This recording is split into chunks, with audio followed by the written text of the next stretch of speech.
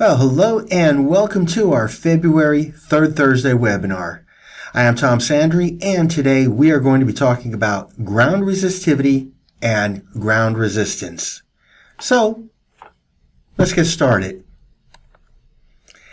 Grounding and bonding systems ensure that electrical systems are safe from electric shock and fires by limiting the voltage imposed by lightning, line surges, or unintentional contact with higher voltage lines, as well as ground faults. Article 250 of the National Electrical Code identifies grounding and bonding system installation methods. A properly installed grounding or bonding system for shielding, EMI, static, and lightning protection can help prevent cable failures, equipment damage, and power quality problems. These systems are also important for personal protection and compliance with OSHA. This webinar focuses on the various test methods for determining ground resistivity and measuring ground resistance of ground grids and connections that are used with electrical systems. The topics that we'll be covering in today's webinar will include soil resistivity, measuring soil resistivity using 4-terminal test methods. We'll talk about ground electrodes, ground resistance. We will discuss the fall of potential test method, also referred to as a 3-terminal test method. We'll talk about effects of different probe locations. We'll also discuss a technique known as the slope method, which is also a 3-terminal test method. We'll talk about triangular test method,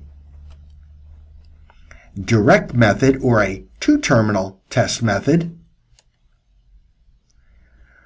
We'll take a look at the stakeless method, also known as the clamp-on earth tester. And closing out, we will look at step potential tests and touch potential tests. Now, soil resistivity is a measure of how much the soil resists the flow of electricity. Measurements are represented by the Greek letter rho and are expressed in ohm meters or ohm centimeters, representing the resistance of a cubic meter of soil. Resistivity measurements have a threefold purpose. First, data is used to make subsurface geophysical surveys as an aid in identifying ore locations, depth to bedrock, and/or other geological phenomenon. Second, resistivity has a direct impact on the degree of corrosion in underground pipelines. A decrease in resistivity relates to an increase in corrosion activity, and therefore dictates the protective treatment to be used. Third, soil resistivity directly affects the design of a grounding system, and it is to this application that we're going to dedicate our webinar today. Soil resistivity is the key factor that determines what the resistance of a ground rod or grounding electrode will be and to what depth it must be driven in order to obtain low ground resistance. The resistivity of the soil varies widely throughout the world and changes seasonally. Soil resistivity is determined largely by its content of electrolyte, which consists of moisture, minerals, and dissolved salts. A dry soil has high resistivity if it contains no soluble salts. In soil, conduction is largely electrolytic, therefore the amount of moisture and salt content of the soil radically affects its resistivity. The amount of water in the soil varies, of course, with the weather, time of year, nature of subsoil, and depth of the permanent water table. The table shown shows typical effects of water in the soil. Note that when dry, the two soil samples, topsoil and sandy loam, are good insulators with resistivity in excess of 10 to the 9th power ohm centimeter. With a moisture content of 15%, however, note the dramatic decrease in resistivity. Pure water has an infinite high resistivity. It is the natural occurring salts in the earth that dissolve in the water, lowering the resistivity. Now, not much information has been collected on the effects of temperature on soil resistivity. Two facts lead to the logical conclusion that the increase in temperature will decrease resistivity. First, water present in the soil mostly determines the resistivity, and second, an increase in temperature notably decreases the resistivity of water. The results shown in this table confirm this. Note that when water in the soil freezes, the resistivity jumps appreciably. Because soil resistivity directly relates to moisture content and temperature, it is reasonable to assume that the resistance of any grounding system will vary throughout the different seasons of the year. Since both temperature and moisture content become more stable at greater distances below the surface of the earth, it follows that a grounding system to be effective at all times, it should be constructed with the ground rod or rods driven down a considerable distance below the surface of the earth. Best results are obtained if the ground rod or rods reach the water table. Now, soil resistivity measurements are commonly made with a 4-terminal test method.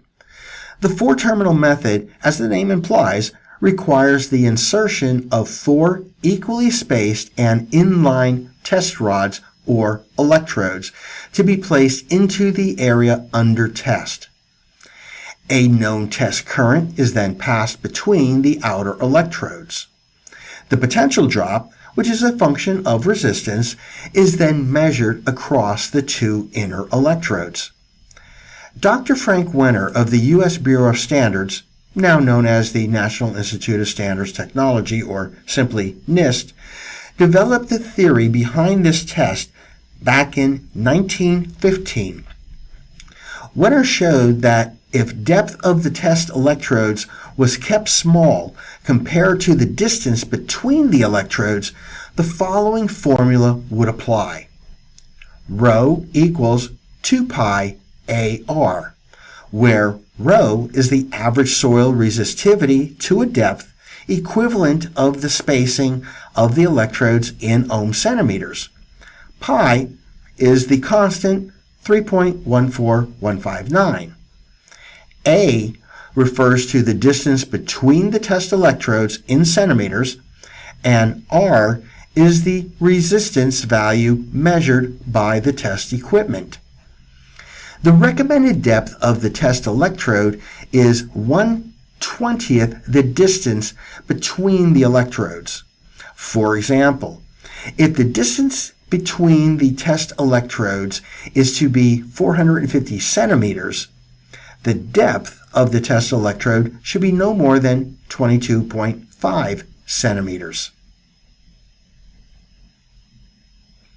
Now, before we get into looking at a sample test, first let's look at soil composition. Soils made up of ashes, shale, or loam tend to have the lowest soil resistivity. Soils made up of gravel, sand, or stone have the highest soil resistivity. Moisture content, temperature, and salt, as mentioned before, will affect soil resistivity. Soils that contain 10% moisture by weight will be as much as 5 times lower resistivity than that which contains 2.5%.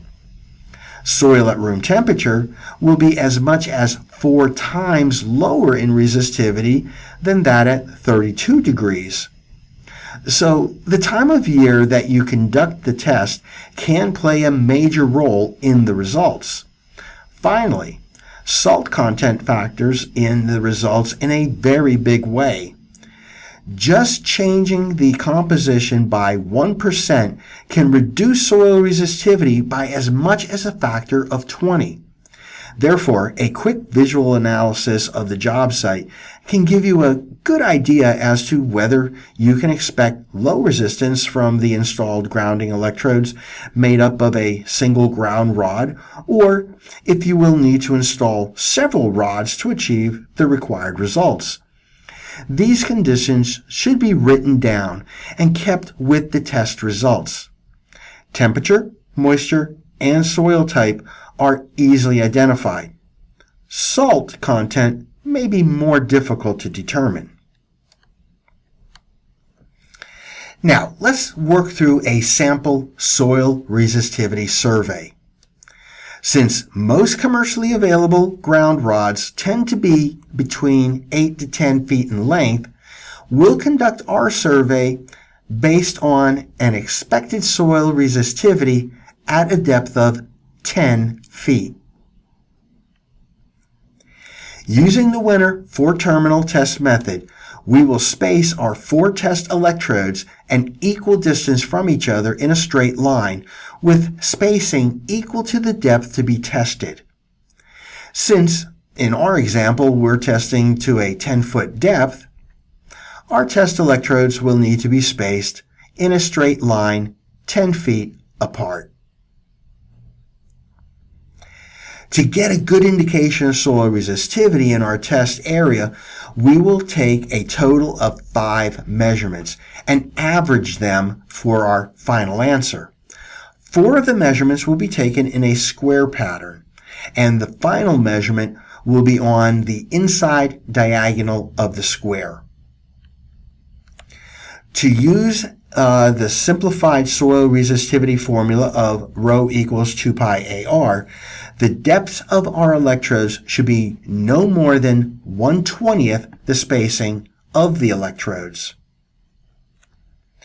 Therefore, since the spacing is to be 10 foot, 1/20th would be a depth of 0.5 feet, or simply 6 inches.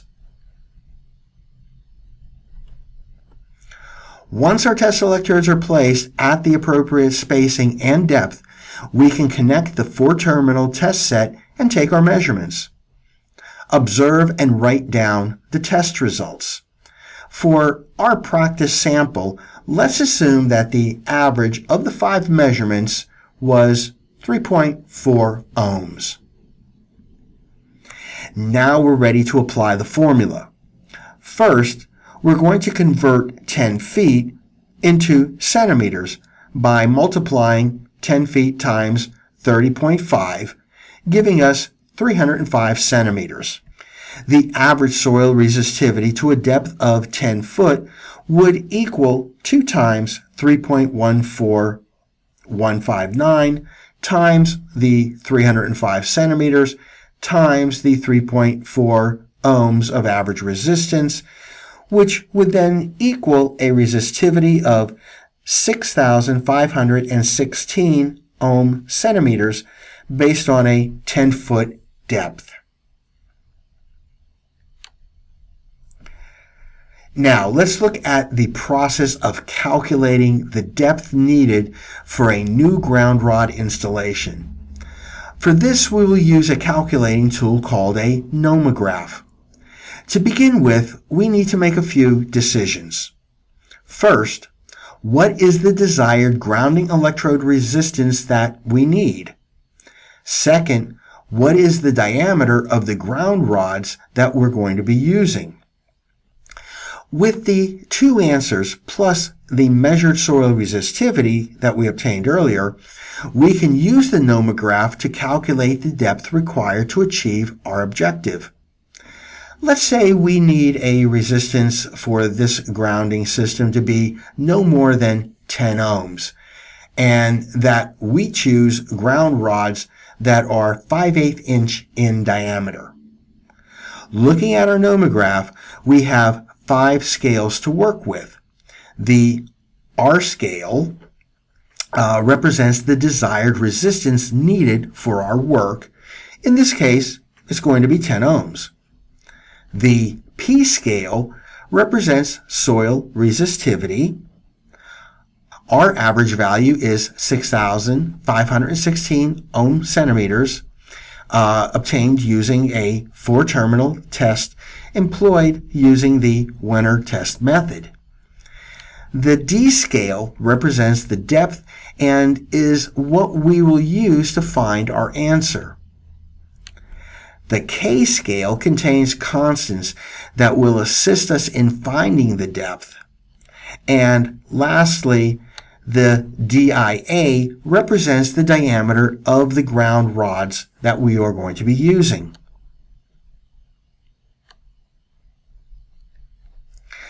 Now, our first step will be to mark the desired ground resistance of 10 ohms on the R scale. Next, we will mark our measured ground resistivity of 6,516 ohm centimeters on the P scale. Using a straight edge, we can now draw a line from the R scale through the P scale and extend it until it intersects the K scale. Using the DIA scale, we will mark our electrode diameter of 5/8 inch. Once again, we will use that straight edge to draw a line from the DIA scale through the K scale and intersect the D scale. The intersection on the D scale will be the depth required by a single 5/8 inch electrode in order to achieve a 10 ohm ground resistance. In our example, we will require a 32-foot depth of a single 5/8 inch rod. But perhaps we wish to use multiple ground rods rather than a single rod driven to a 32-foot depth. There are a few important points to consider when driving multiple rods. The first is that driving additional rods will not achieve linear results. For example, 3 10-foot rods will not yield the same results as a 30-foot rod. We need to apply an adjusting factor. Secondly, to achieve the best effect of additional rods, they should be spaced apart at least equal to the depth and preferably at twice the depth. For example, multiple 10-foot rods should be placed 20 feet apart to avoid being in the sphere of influence of each other.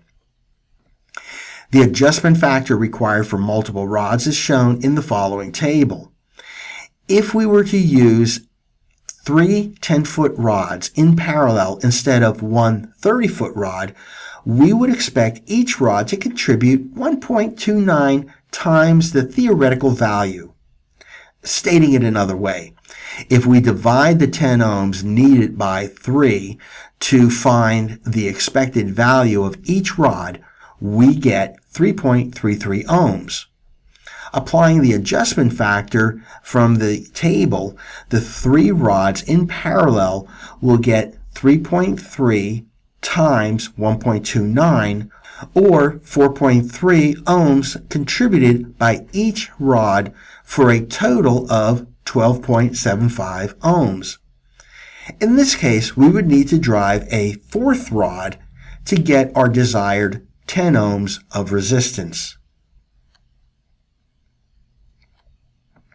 Now let's discuss ground. The term ground is defined as a conducting connection by which a circuit or equipment is connected to the earth. The connection is used to establish and maintain as closely as possible the potential of the earth on the circuit on the equipment connected to it. A ground consists of a grounding conductor, a bonding conductor,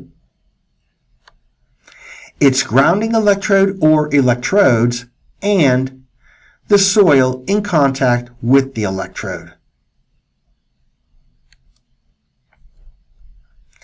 The purpose of the ground, besides protection of people and equipment, is to provide a safe path for the dissipation of fault currents, lightning strikes, static discharges, EMI and RFI signals, and interference.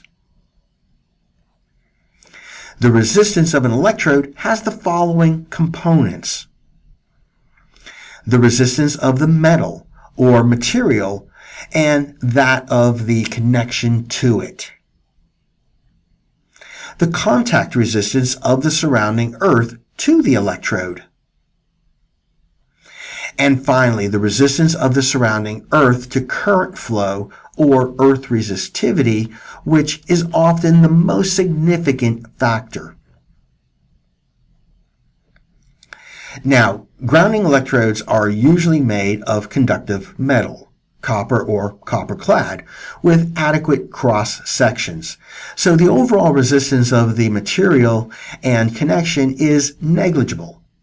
Further, the National Institute of Standards and Technology has determined that the resistance between the electrode and the surrounding earth is also negligible if the electrode is free of paint, grease, or other coatings, and if the earth is firmly packed.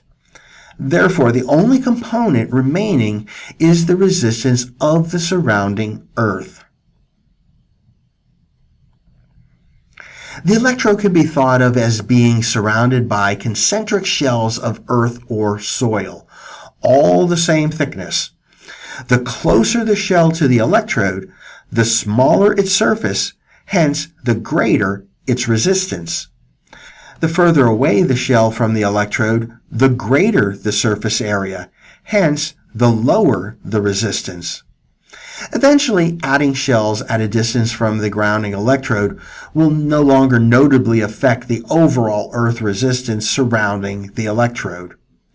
The distance at which this effect occurs is referred to as the effective resistance area and is directly dependent on the depth of the grounding electrode.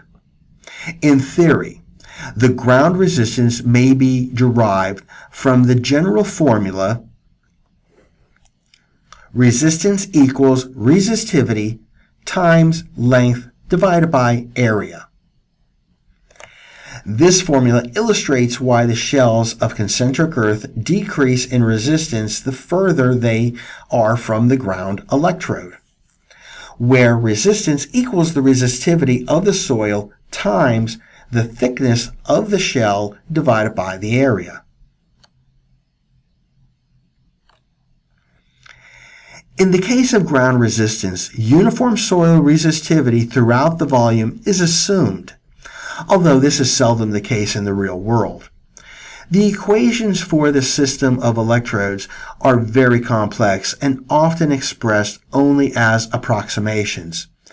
The most used formula for a single ground rod system developed by H.R. Dwight of the Massachusetts Institute of Technology is as follows, where R equals resistance in ohms of the ground rod to the soil, L equals the grounding electrode length, lowercase r equals grounding electrode radius, and rho equals grounding resistivity in ohm centimeters. Now, the National Electric Code, NEC, states that the resistance to ground shall not exceed 25 ohms. This is an upper limit and guideline, since much lower resistance is required in many instances. How low in resistance should a ground be? An arbitrary answer to this in ohms is difficult. The lower the ground resistance, the safer. And for positive protection of personnel and equipment, it is worth the effort to aim for less than 1 ohm. It is generally impractical to reach such a low resistance along a distribution system or transmission line or in small substations. In some regions, resistances of 5 ohms or less may be obtained without much trouble. In other regions, it may be difficult to bring resistance of driven ground rods below 100 ohms. Accepted industry standards stipulate that transmission substations should be designed not to exceed 1 ohm.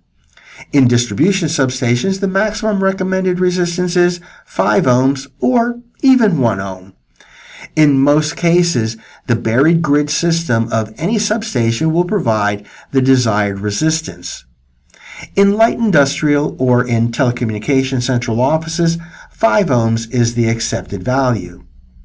For lightning protection, the resistors should be coupled with the maximum resistance of 1 ohm. These parameters can usually be met with the proper application of basic grounding theory. There will always be circumstances which will make it difficult to obtain the ground resistance required by the National Electric Code or other safety standards.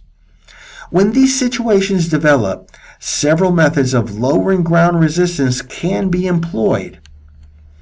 These include parallel rod systems, deep-driven rod systems utilizing sectional rods, and chemical treatment of the soil. Additionally, methods may include buried grids or plates, buried conductors, counterpoise, electrically connected building steel, and electrically connected concrete reinforced steel.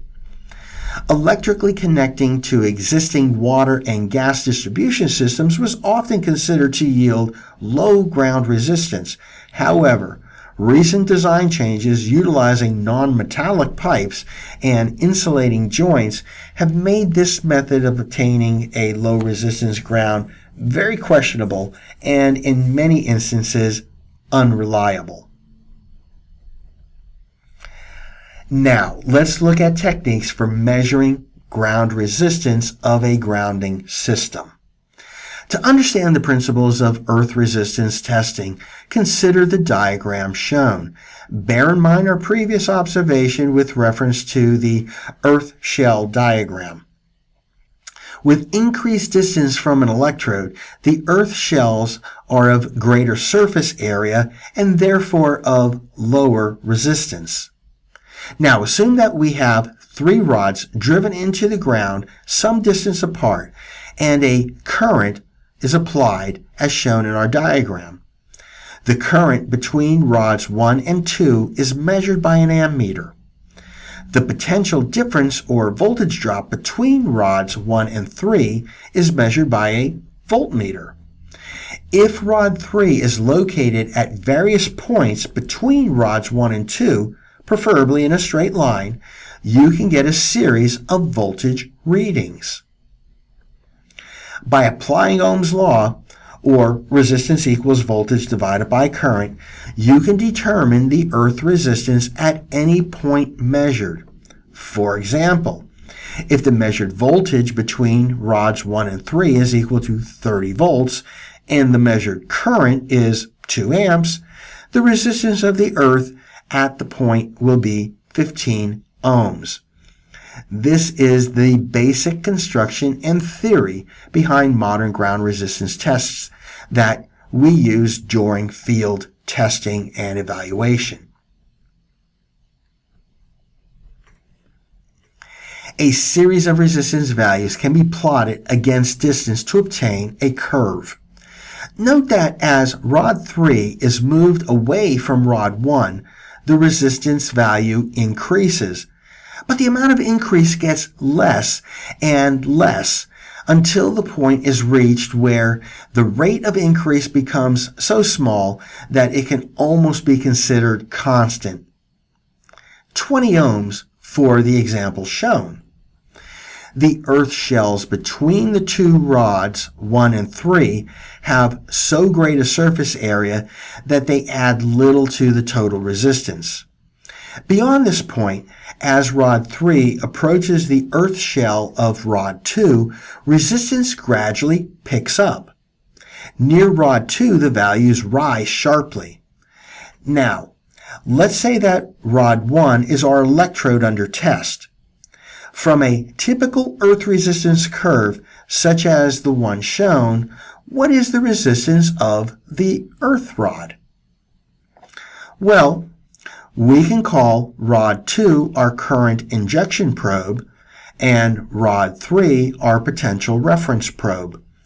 The correct resistance is usually obtained if potential reference is placed at a distance from the center of the electrode under test at about 62% of the distance between the earth electrode under test and the current inject probe. For example, the distance from the earth electrode to the current reference probe is 100 feet. Taking 62% of this distance, we get 62 feet. The resistance for this distance is 20 ohms. This is the measured resistance of the electrode under test. Note, to obtain an ideal earth resistance curve, at least 8 to 10 readings should be taken at equally spaced intervals. True resistance will be obtained where the curve flattens out, typically 62% the distance. Taking readings over greater distances or in different directions from the electrode under test will help confirm the test results. Now, you may ask, if the correct location for the potential reference probe P is always 62% of the distance between the earth electrode under test and the current inject probe C, why bother with tests at other locations for potential probe P? Why not just drive the potential probe at the 62% point and assume that the measured resistance is the correct earth resistance? Well, the following should help answer this question. Consider the illustration shown, which shows earth shells around the electrode under test and reference or inject probe C.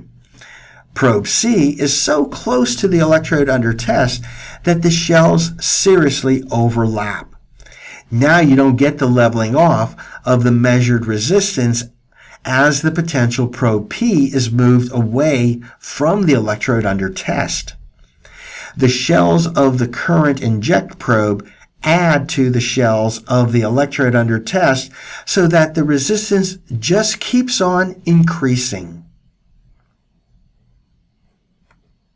Now, up until this point, we've been discussing the testing of a single ground rod. How should we establish placement of the current inject C probe when dealing with a multiple electrode system? When measuring ground grids, we would use the longest diagonal distance of the ground grid to determine the placement of the C electrode. In our example, we show a 30-foot diagonal. Based on our table, we would place the C injection probe at 260 feet from the ground grid. Now, suppose you are faced with one or both of two common situations.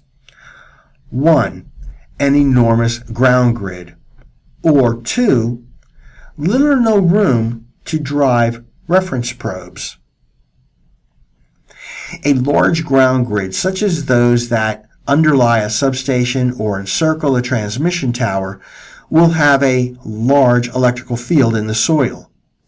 Getting the current injection probe placed beyond the influence typically takes several hundred feet and can be prohibitive. Or the environment may not afford reasonable spacing. The site could be in a downtown area surrounded by roadways or other boundaries. As the problem of limited space and other daunting situations often arise, methods have been devised to complete the test and go ahead with business as usual. One such method that allows this is known as the slope method. To perform the slope method, the earth resistance is measured at separate placements of the potential reference probe, and the resistance curve is plotted from the results. Key locations for the potential reference probe are at 20%, 40%, and 60% of the distance between the current inject probe and the grounding system under test. Additional test points are used to validate the pattern of the resistive curve. Validating the curve will show any incorrect points which can either be rechecked or ignored. Once the curve is drawn, we need to calculate the slope coefficient, mu. To do this, we take the resistance values recorded at our key potential reference probe locations, and we call them R sub 1, R sub 2, and R sub 3 respectively. To calculate the slope coefficient, we use the formula R sub 3 minus R sub 2 divided by R sub 2 minus R sub 1. This will provide us a measure of the change of slope of the ground resistance curve. A relationship can be derived between the slope coefficient, the distance to the current inject probe, d sub c, and the distance at which the potential probe would measure true earth resistance, p sub t. The table shown gives values of p sub t divided by c for various values of slope coefficient, or mu. From this simple equation yields the distance at which the potential probe should be placed using the known distance to the current inject probe. Let's work through an example.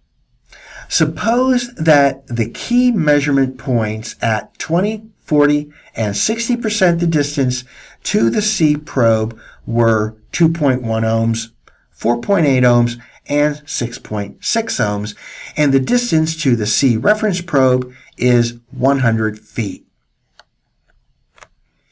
To calculate the slope coefficient, we would take 6.6 minus 4.8 divided by 4.8 minus 2.1, rendering a slope coefficient, or mu, of 0.67.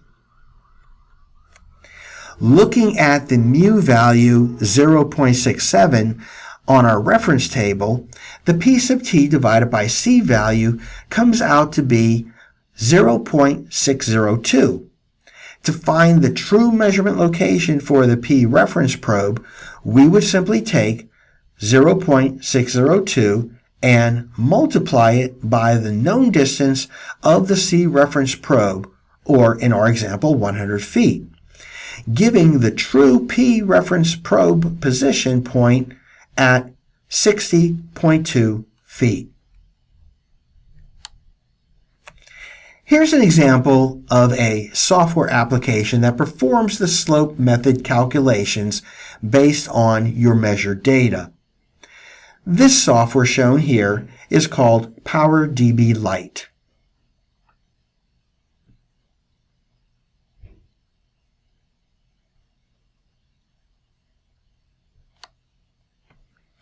Now, another three-terminal method worth mentioning is the triangular test method.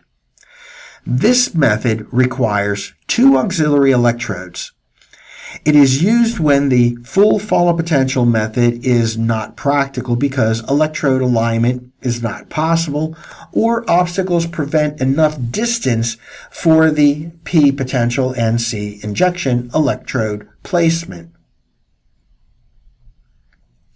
Set up the P and C electrodes so that they form an equilateral triangle, all sides equal in length, with the earth electrode to be tested.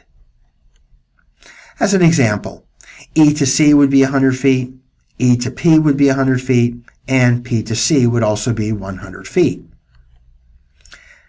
Conduct a three-pole fall potential measurement and record or write down the readings.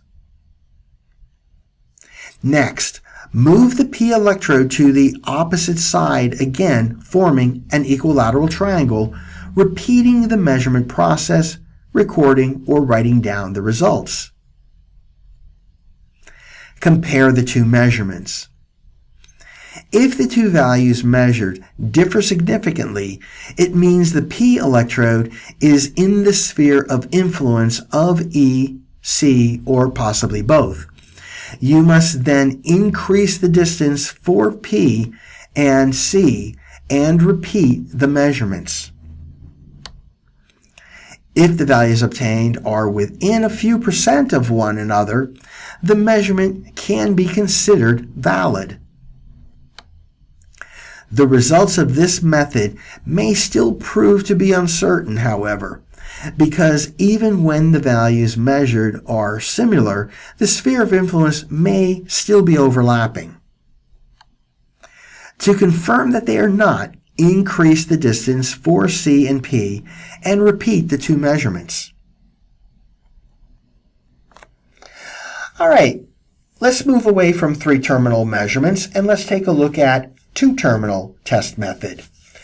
The direct or two-point method is an alternative method when an excellent ground is already available.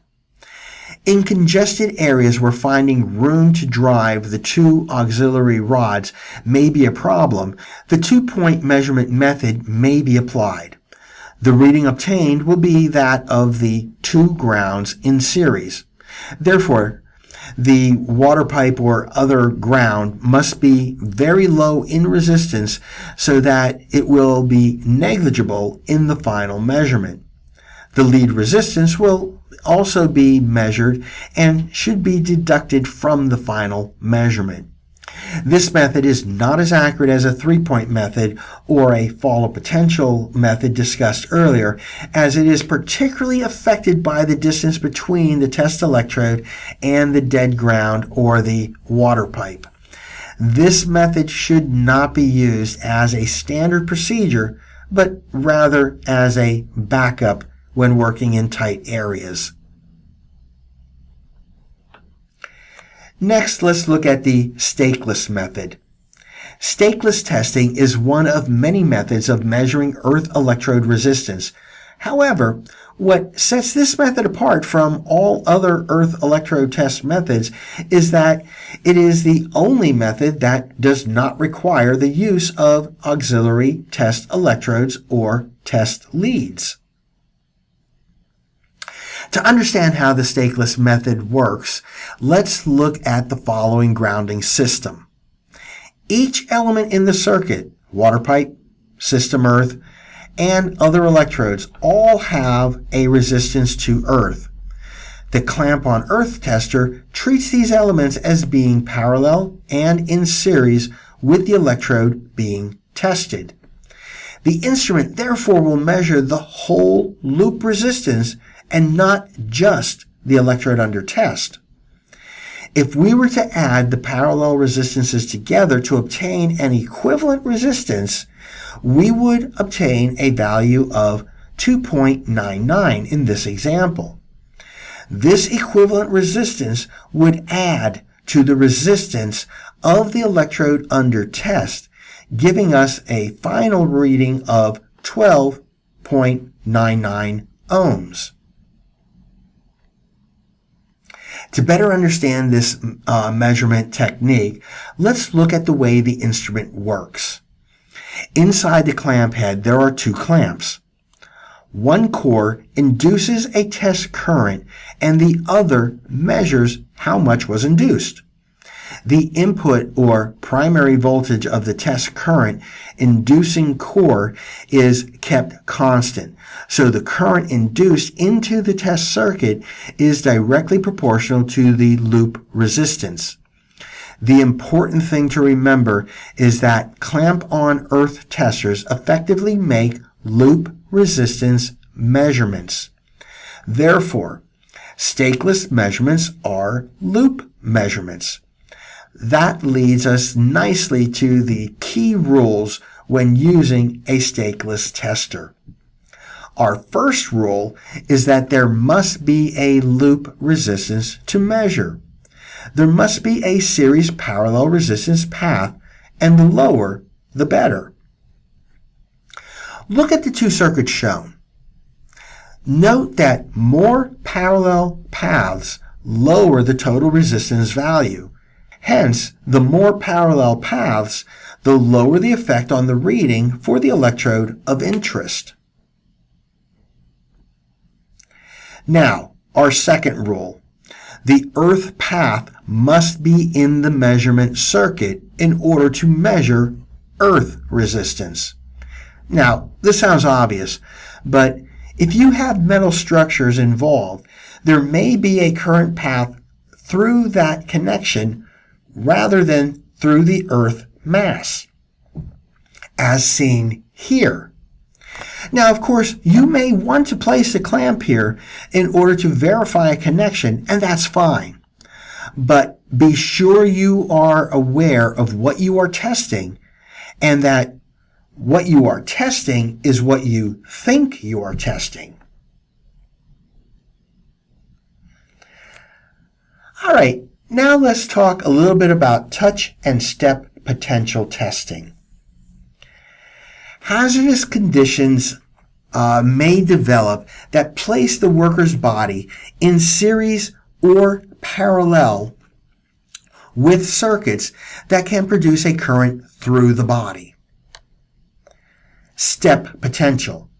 This is the difference in surface potential experienced by a person bridging a distance of 1 meter with the feet without contacting any other grounding object. Touch potential. This is the difference in potential between a grounded structure or station and the surface potential at the point where a person is standing, while at the same time having a hand in contact with the ground structure or object.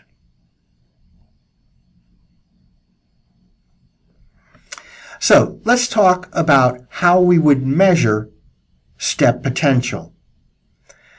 First, using a 4-terminal test set, we would connect the E-test lead to the grounding system. Next, we would insert the injection electrode at an approximate distance away from the grounding system where the anticipated fault will occur and connect the H lead to it. Third, we will insert 2 electrodes 3 feet apart, the distance of a human step, at the appropriate location of the expected position of the person and attach the ES and S leads to them. All electrodes should be in a straight line. Now we start the test using a 4-point ground test mode, and we record the resistance reading.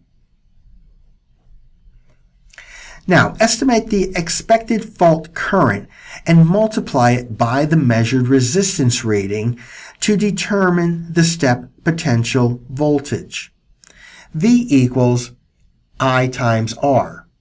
So, in our example, we'll use an example of 1,000 amps. So, assuming that our resistance reading is 0.4 ohms and our fault current is assumed to be 1,000 amps, our step potential would be 400 volts. Now let's talk about how we would measure touch potential. Once again, we're going to use a 4-terminal method.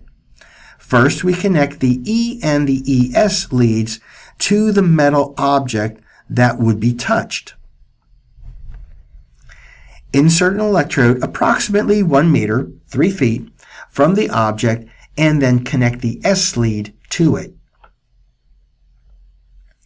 Insert an electrode at the approximate location of the expected fault and connect the H lead to it.